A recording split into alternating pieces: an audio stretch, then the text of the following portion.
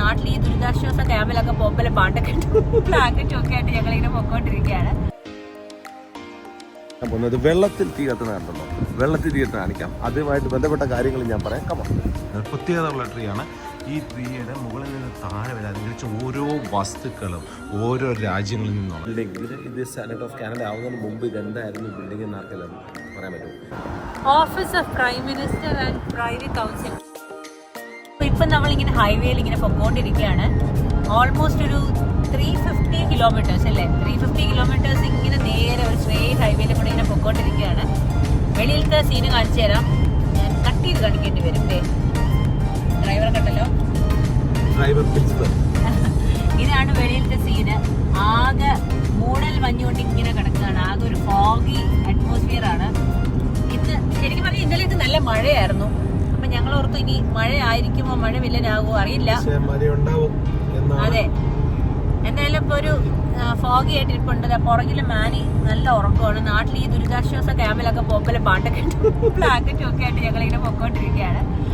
അപ്പോൾ പോകുന്ന വഴി ബാക്കി വിശേഷങ്ങൾ പറയാം.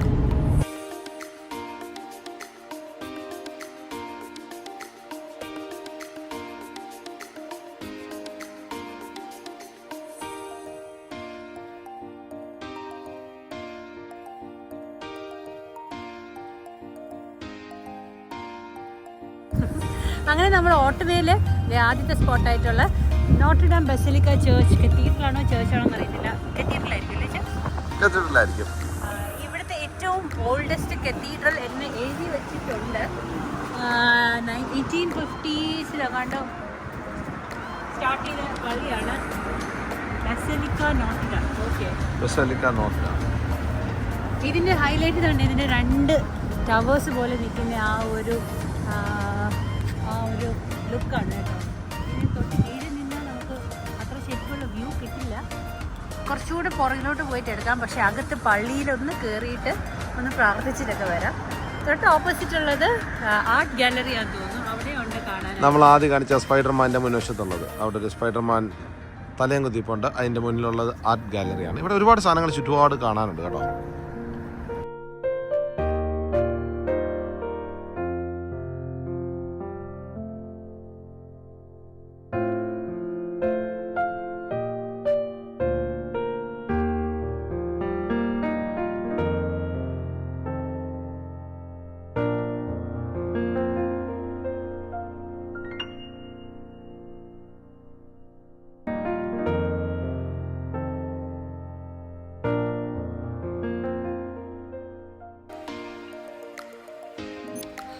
അപ്പോൾ സമയം ഏതാണ്ട് 3 മണിയായി. നല്ല വിശപ്പുണ്ടായിരുന്നു. അതിൻ്റെ പരിസര പ്രദേശങ്ങളിലൊക്കെ കുറേ റെസ്റ്റോറൻറ്റ്സ് ഉണ്ട്. എന്നിരുന്നാലും ഞങ്ങൾ സ്റ്റുഡൻറ്റ് ടേസ്റ്റി ബിരിയാണി എന്നൊരു ബിരിയാണി കടയിൽ പോയി. പക്ഷേ ഫുഡൊന്നും അത്ര റെക്കമെൻഡബിൾ അല്ല എന്ന് വേണമെങ്കിൽ പറയാം. പിന്നെ ഞങ്ങൾ ഹോട്ടലിൽ വന്നു, സാധനങ്ങളൊക്കെ എടുത്ത് വെച്ച് പാക്ക് ചെയ്ത് ഹോട്ടലിലേക്ക് ചെക്ക് ഇൻ ചെയ്തു.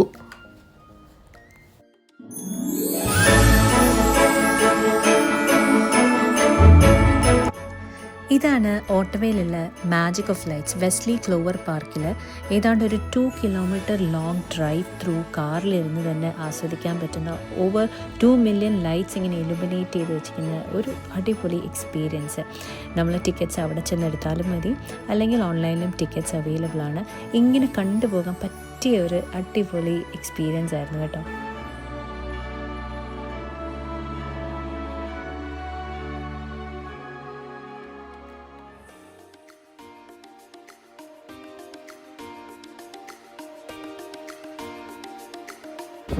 അതൊക്കെ ഗൈസ്, അപ്പോൾ ഇന്ന് ഡേ 2 ആണ്. നമ്മൾ ഡേ 2 നിന്ന് പ്ലാൻ ചെയ്തേക്കുന്ന റിഡു കനാല്, പാർലമെൻറ്റ്, ഇതൊക്കെ കാണാനായിട്ടുണ്ട്. 2-3 ഐറ്റോടൊക്കെ ഉണ്ട്. അതെല്ലാം പുറകെ കാണിക്കാം. അപ്പോൾ നമ്മൾ ആദ്യമായിട്ട് ഇന്ന് കാണിക്കാം, നമുക്ക് പാർലമെൻറ്റ് കെട്ടിടത്തിൻ്റെ മുന്നിലാണ്. കാനഡ പാർലമെൻറ്റ് കെട്ടിടമാണ് ഇത്, പത്തവയിലുള്ളത്. അപ്പോൾ ഇവിടെ ഒരു പ്രത്യേകത വെച്ചാൽ ഞാനിപ്പോൾ ആദ്യം കാണിക്കാൻ പോകുന്നത് വെള്ളത്തിൽ തീ കത്തുന്ന കണ്ടല്ലോ, വെള്ളത്തിൽ തീ കത്തുന്ന കാണിക്കാം. അതുമായിട്ട് ബന്ധപ്പെട്ട കാര്യങ്ങൾ ഞാൻ പറയാം. കമ അപ്പോൾ ഇതാണ് വെള്ളത്തിൽ തീ കത്തുന്നത്. അപ്പോൾ ഇതിന് ചുറ്റുമുള്ള ഈ നിങ്ങളുടെ ഡേറ്റുകൾ കണ്ടാൽ അറിയാം. 1877 ഈ എഴുതിയേക്കുന്നതൊക്കെ വെച്ചാൽ ഇത് നമ്മുടെ കാനഡയിലെ ഓരോ പ്രൊവിൻസ്, അതായത് നമ്മുടെ നാട്ടിലെ സ്റ്റേറ്റ് എന്ന് പറയുന്നത് ഉണ്ടായ വർഷങ്ങളാണ് എഴുതിയേക്കുന്നത്. അതിൻ്റെ ബന്ധപ്പെട്ട അതിൻ്റെ ഇയറും എഴുതി 13 സ്റ്റേറ്റ്സിന് 13 വർഷങ്ങൾ എഴുതി ചുറ്റും ഫലകങ്ങൾ വെച്ചിട്ടുണ്ട്. ഓക്കെ, അതിന് നടുക്കാണ് ഈ തീ ഇങ്ങനെ കത്തിക്കൊണ്ടിരിക്കുന്നത്.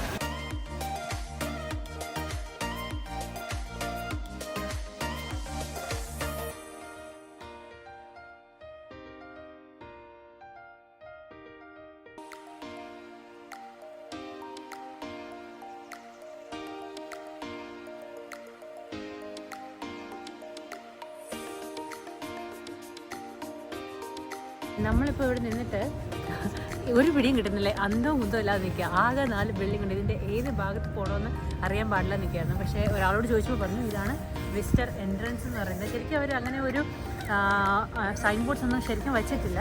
അപ്പോൾ ഈ കാണുന്നതാണ് വിസിറ്റർ എൻട്രൻസ്. ഇതിൻ്റെ അടിയിൽ കൂടെയാണ് നമ്മൾ ശരിക്കും ഈ സ്ഥലത്തിലോട്ട് പോകുന്നത്. പാർലമെൻറ്റ് ടൂർ, ഗൈഡഡ് പാർലമെൻറ്റ് ടൂറാണ്. അപ്പോൾ നമുക്കിത് ഫ്രീ ആണ്. എല്ലാവരും ഇവിടെ വന്ന് എക്സ്പ്ലോർ ചെയ്യേണ്ട ഒരു കാര്യമാണ്. അപ്പോൾ ഇവിടെ വന്നിട്ട് ഓൺലൈൻ ടിക്കറ്റ്സ് ഉണ്ട്, അല്ലെങ്കിൽ ഇവിടെ വന്നിട്ട് അവർ ടിക്കറ്റ്സ് എടുത്ത് തരും. ജസ്റ്റ് ടിക്കറ്റ് സ്കാൻ ചെയ്യുക, 20 മിനിറ്റ്സ് ബിഫോർ ഇവിടെ എത്തുക. ടിക്കറ്റ്സ് ഒക്കെ സ്കാൻ ചെയ്ത് അകത്തോട്ട് പോകുമ്പോൾ സെക്യൂരിറ്റി ചെക്കൊക്കെ കഴിഞ്ഞ് നമ്മളെ കൊണ്ടുപോകുന്നതാണ് പറയുന്നത്. അപ്പോൾ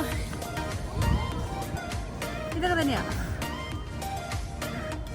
ഇരിക്കുന്ന ഒരു കുന്നിൻ്റെ മേലെയാണ് പാർലമെൻറ്റ് ഹില്ലെന്ന് തന്നെയാണ് ഇതിന് പറയുന്നത്. ഇത് 1867 ശരിക്കും ഇവിടെ ആദ്യ മനുഷ്യർ, അതായത് ഇൻഡിജിനിയസ് പീപ്പിൾ എന്ന് പറയും, നമ്മുടെ നാട്ടിലെ ആദിവാസികൾ അങ്ങനെയൊക്കെ അവർ ആണ് ഇവിടെ താമസം. ഒരു കുടിൽ കെട്ടി താമസം കിട്ടുന്ന ഒരു സ്ഥലമാണ്.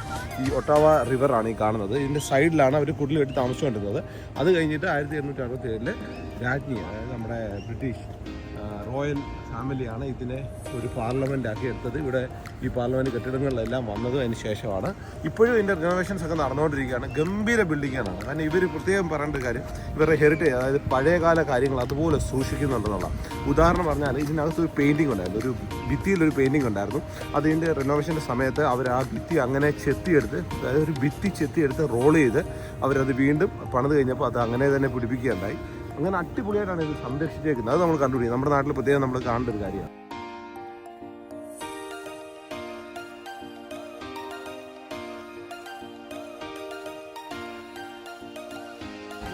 ഇത് വെറും ഒരു ട്രീ അല്ല, ഇതൊരു ഗംഭീര ട്രീ ആണ്. പ്രത്യേകതയുള്ള ട്രീ ആണ്. ഈ ട്രീയുടെ മുകളിൽ നിന്ന് താഴെ വരെ അലങ്കരിച്ച ഓരോ വസ്തുക്കളും ഓരോ രാജ്യങ്ങളിൽ നിന്ന്. ഇത് കൊറിയയുടെയാണ്. ഈ കാണുന്നത് വെനിസ്വേലയാണ്. ഇത് ലെബനോൺ. കണ്ടോ, അവിടുത്തെ പ്രത്യേകതകളുള്ള സാധനങ്ങൾ. റിപ്പബ്ലിക് ഓഫ് ഇന്തോനേഷ്യ, അവിടുത്തെ ഓരോരോ രാജ്യങ്ങളിലെ പ്രത്യേകതയുള്ള സാധനങ്ങളാണ് ഇതെല്ലാം എഴുതിയിരിക്കുന്നത്.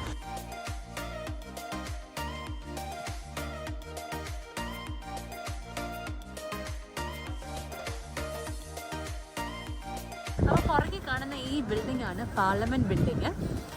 2032 വരെ ടെമ്പററി ആയിട്ട് ഇതിൻ്റെ 2 ഹൗസ് ചേംബേഴ്സും, അതായത് ഹൗസ് ഓഫ് കോമൺസിൻ്റെയും സെനറ്റിൻ്റെയും ചേംബേഴ്സ് 2 ടെമ്പററി ലൊക്കേഷനിൽ വെച്ചിരിക്കുകയാണ്. ഞങ്ങളിപ്പോൾ പോയിട്ട് വന്നത് ഹൗസ് ഓഫ് കോമൺസിൻ്റെ ചേംബേഴ്സാണ്. അവിടെയാണ് ഇപ്പോൾ ഹൗസ് ഓഫ് കോമൺസ് ശരിക്കും മീറ്റ് ചെയ്യുന്നത്. ഹൗസ് ഓഫ് കോമൺസിൻ്റെ ഈ ഒരു ടെമ്പററി സെറ്റപ്പ് ഇതിനു മുമ്പേ എന്തായിരുന്നു എന്നറിയോ, ഒരു കോർട്ട്യാർഡായിരുന്നു. കാനഡയുടെ ഈ ഒരു കോൾഡ് വെതറൊക്കെ അതിജീവിക്കാൻ കണക്കാക്കിയിട്ടുള്ള ഹീറ്റിംഗ് കപ്പാസിറ്റിയും ക്ലോസ്ഡ് സർക്യൂട്ടും എല്ലാം കൊണ്ടുവന്നിട്ട് ഈ ഒരു സെറ്റപ്പിൽ ഇപ്പോൾ ആക്കിയിട്ട് അവിടെയാണ് നമ്മുടെ ഹൗസ് ഓഫ് കോമൺസിൻ്റെ ആൾക്കാരൊക്കെ വന്നിരുന്നു മീറ്റ് ചെയ്യുന്നതും ഡിസിഷൻസൊക്കെ എടുക്കുന്നത്.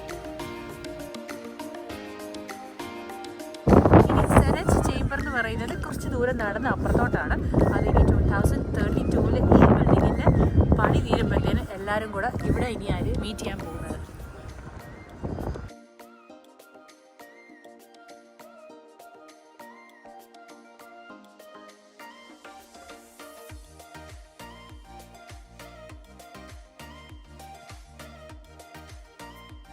ഹൗസ് ഓഫ് കോമൺസിൻ്റെ ടൂറൊക്കെ കഴിഞ്ഞിട്ട് ഞങ്ങളുടെ സെനറ്റ് ഓഫ് കാനഡ അവിടുത്തെ ബിൽഡിങ്ങിൻ്റെ ടൂറിന് വേണ്ടി വന്നിരിക്കുകയാണ്. 3:20 ആണ് സമയം. ഇത് ജസ്റ്റ് എൻട്രൻസ് ആണ്, സെക്യൂരിറ്റി ചെക്കൊക്കെ കഴിഞ്ഞിട്ടുള്ളൊരു എൻട്രൻസ് ആണ്. ഇവിടെ വെയിറ്റ് ചെയ്യാൻ പറഞ്ഞു. ഗൈഡഡ് ടൂറാണ്. അപ്പോൾ ആൾ വന്ന് ഞങ്ങളെ കൂട്ടിക്കൊണ്ട് പോകും. അപ്പോൾ ബാക്കി അപ്ഡേറ്റ്സ് പിന്നെ. അപ്പോൾ ഇതാണ് നമ്മുടെ സെനറ്റ് ഓഫ് കാനഡ, അതായത് സെനറ്റേഴ്സൊക്കെ ഇരിക്കുന്ന സ്ഥലം. അപ്പോൾ ഈ ബിൽഡിംഗ് എന്ന് പറയുന്നത് ഒരു അടിപൊളി ബിൽഡിങ്ങാണ്, ഭയങ്കര ഗംഭീര ബിൽഡിങ്ങാണ്. പക്ഷെങ്കിൽ ഇതിന് മുമ്പ് ഇത് സെനറ്റ് ഓഫ് കാനഡ ആവുന്നതിന് മുമ്പ് ഇതെന്തായിരുന്നു ബിൽഡിംഗ് എന്ന് ആർക്കെല്ലാം പറയാൻ പറ്റുമോ? ഇത് ആക്ച്വലി ഒരു റെയിൽവേ സ്റ്റേഷനായിരുന്നു.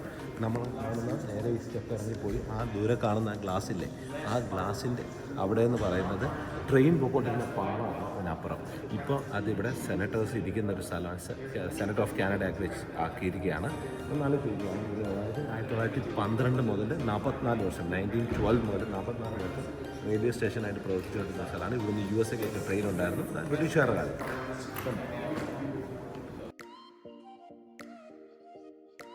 അപ്പോൾ ഓട്ടോവേയിൽ വരുമ്പോഴത്തേനും ഒരു മസ്റ്റ് അട്രാക്ഷൻ എന്ന് പറയുന്നത് റിഡ്യൂ കനാലാണ്. ശരിക്കും പറഞ്ഞാൽ ഞങ്ങൾ ഈ ഒരു ടൈമിങ്ങിൽ വന്നതുകൊണ്ട് അത് ക്ലോസ്ഡ് ആയിരിക്കുകയാണ്. ഈ ഒരു കനാൽ വർഷങ്ങൾക്ക് മുമ്പേ ട്രേഡിനും ഒക്കെ വേണ്ടിയിട്ട് ഉണ്ടാക്കിയതാണ്. ഡിഫൻസ് ആർമിയൊക്കെ ഒരുമിച്ച് നിന്ന് ഉണ്ടാക്കിയ സാധനമാണ്. ഇതുവഴി ഈ ഒരു ബോട്ട് ടൂറാണ് ഇതിൻ്റെ മെയിൻ അട്രാക്ഷൻ. ഇങ്ങനെ ബോട്ടിലൂടെ നമ്മളിങ്ങനെ കനാലിലൂടെ ഇങ്ങനെ കൊണ്ടുപോകും. ദി അതർ സൈഡ് അത് ക്ലോസ്ഡ് ആണ്. അവിടെ നിന്ന് എല്ലാം വാട്ടറെല്ലാം മാറ്റി അത് ക്ലോസ്ഡ് ആക്കി വെച്ചേക്കാണ്. നല്ലൊരു വ്യൂ ആയിരിക്കും. കാര്യം ഈ പാർലമെൻറ്റ് ബിൽഡിംഗ്, സെനറ്റ് ബിൽഡിംഗ് ഒക്കെ ഇങ്ങനെ കണ്ട് രണ്ട് സൈഡിലും ബിൽഡിങ്സ് ഒക്കെ കണ്ടിങ്ങനെ പോകാൻ പറ്റുന്ന ഒരു ടൂറായിരിക്കും. അപ്പോൾ ഇവിടെ വരുന്നെങ്കിൽ അല്ല വിൻ്റർ ടൈമിനല്ല വരുന്നെങ്കിൽ നെക്സ്റ്റ് ഓപ്പണിംഗ് മെയ് എന്നാണ് കാണിക്കുന്നത്. അപ്പം ആ ഒരു വിൻ്റർ ടൈമിനല്ല വരുന്നെങ്കിൽ മസ്റ്റ് ഡു ആണ് ഈ ഒരു റിഡ്യൂ കനാൽ ബോട്ട് ടൂർ. അപ്പോൾ ഈ ഒരു റിഡ്യൂ കനാൽ ഇപ്പോൾ അത് ക്ലോസ്ഡ് ആണ്. ഇനി ഒരു വിൻ്റർ ആകുമ്പോഴത്തേനും ഈ കാണുന്ന കനാൽ മുഴുവൻ ഫ്രീസ് ആയിട്ട് ഇവിടെ 1 കിലോമീറ്റർ, എനിക്ക് തോന്നുന്നു ഒരു 7 കിലോമീറ്റേഴ്സ് ലോങ് കനാലാണ്. ഈ കനാലിൽ ഇവിടെ ഐസ് സ്കേറ്റിംഗ് ചെയ്യുമെന്നാണ് പറയുന്നത്. ഒന്ന് ആലോചിച്ച് നോക്കണേ, അത്രയും വലിയൊരു കനാൽ, ഇത്രയും ദൂരത്ത് ആൾക്കാർ ഇനി ഇതിൽ ഐസ് ആകുമ്പോഴത്തേനും ഐസ് സ്കേറ്റിംഗ് ചെയ്യാൻ പോവാണ്. അതുകൊണ്ട് തന്നെയാണ് യുനെസ്കോ ഇതൊരു ഹെറിറ്റേജ് സൈറ്റായിട്ട് പ്രഖ്യാപിച്ചിരിക്കുന്നത്. Interesting.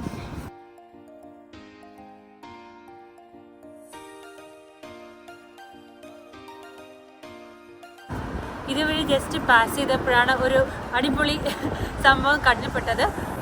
Office of prime minister and private council, ഈ ഒരു ബിൽഡിംഗ് ആണ് നമ്മുടെ ട്രൂഡോയും പിയർ പൊളിയുടെയൊക്കെ ഓഫീസായിട്ട് അവർ യൂസ് ചെയ്യുന്നത്. ജസ്റ്റ് ഓപ്പോസിറ്റ് ടു നമ്മുടെ പാർലമെൻ്റ് ആണ്. ഇവിടുന്ന് നേരെ ഇറങ്ങുമ്പോഴത്തേന് പാർലമെൻറ്റ് ബിൽഡിംഗ് ആണ്.